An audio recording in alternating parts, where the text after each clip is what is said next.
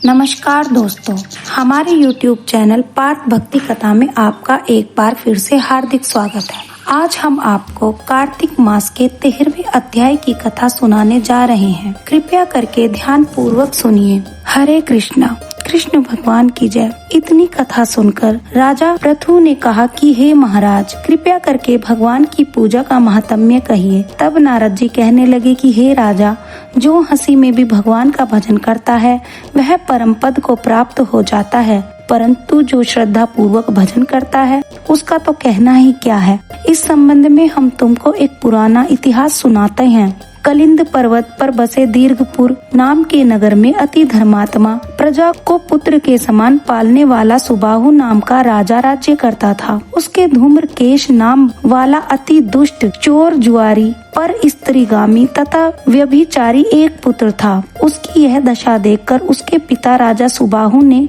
उसको ताड़ना दी, परंतु वह किसी प्रकार नहीं माना। गेंद खेलते हुए एक दिन उसकी गेंद छोटी रानी के महल में जा गिरी। तब वह गेंद लेने के लिए महल में गया तो रानी उस पर मोहित हो गई और उन दोनों में कामांध होकर भोग किया। जब राजा को इस बात का पता चला तो उसने कुमार को देश निकाला दे दिया। पुत्र होने के कारण उसे प्राण दंड नहीं दिया। अब राजकुमार वन में रहकर प्रतिदिन मांस खाता और रात्रि को वेश्याओं के घर में रहता। चोरी आदि करके जो द्रव्य लाता वह वेश्याओं को दे देता। इस प्रकार फिरते फिरते वह एक दिन वृंदावन में आ गया। कुछ समय बाद सत्यव्रत नाम वाला एक भगवान विष्णु का भक्त अपना घर बार छोड़कर कार्तिक मास में भगवान का पूजन करता था और वह केवल कंद मूल तथा फल ही खाता था। वह नित्य भगवान से प्रार्थना करता कि हे भगवान, इस दुख रूपी समुद्र में डूबते हुए मुझ दीन की रक्षा कीजिए।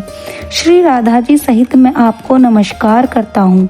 वह प्रेम में मग्न होकर रोने भी लग जाता।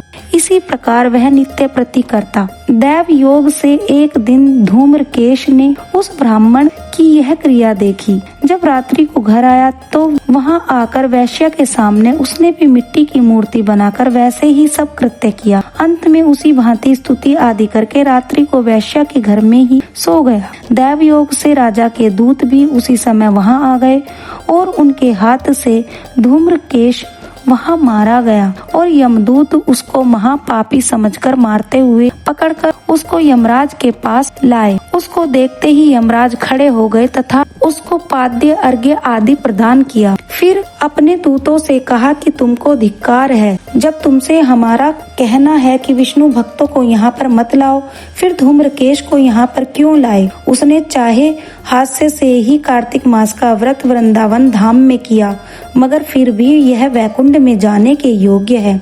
यमराज पुनः धूम्रकेश से बोलने की भगवान की भक्ति 9 प्रकार की है।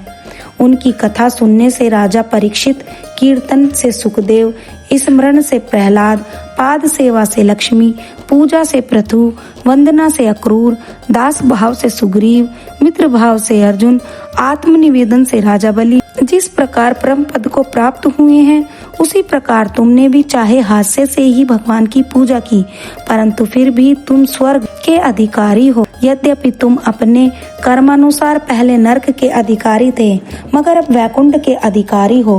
कार्तिक मास में की गई भगवान की पूजा व्यर्थ नहीं जा सकती। जहाँ पर भगवान शालिग्राम है, वहाँ पर ही गंडकी नदी और सब तीर्थ हैं। तब धूम्रकेश यमराज से पूछने लगा कि भगवान सब नदियों को छोड़कर गंडकी को कैसे प्राप्त हुए। यमराज कहने लगे कि किसी समय वेदशिरा नाम के ऋषि सब लोगों के हित के लिए गंगा तट पर तपस्या कर रहे थे। उस रमणीक स्थान में उनके तप से इंद्र अत्यंत भयभीत हुआ और उनकी तपस्या को भंग करने के लिए मंजुघोषा नाम वाली अप्सरा को भेजा। मंजुघोषा वन में क्रीड़ा करती हुई अपने यौवन तथा रूप का प्रदर्शन करके अनेक हाव भाव दिखाने लगी। उसी समय मंजुघोषा ने मुनि के चरण का स्पर्श किया तो ऋषि के रोमांच खड़े हो गए। उस समय मंजुघोषा ने ऋषि को अपने वश में जानकर उनके गले में अपनी भुजाएं डाल दी। तब ऋषि ने क्रोधित होकर श्राप दिया कि तुम क्योंकि मुझे इस संसार सागर में डालने को उद्यत हुई हो, सो तुम नदी बन जाओ।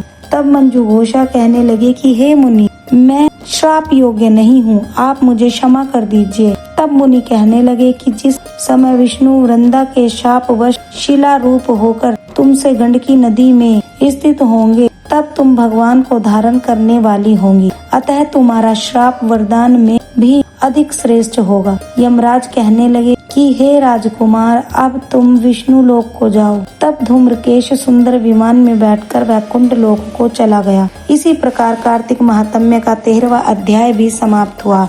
हरे कृष्णा। तो भक्तों, आपको हमारा ये अध्याय कैसे लगा कमेंट करके जरूर बताना, और यदि पसंद आया हो तो लाइक और सब्सक्राइब जरूर करना, ताकि आने वाली वीडियो का लिंक आप तक पहुंच सके। हरे कृष्णा।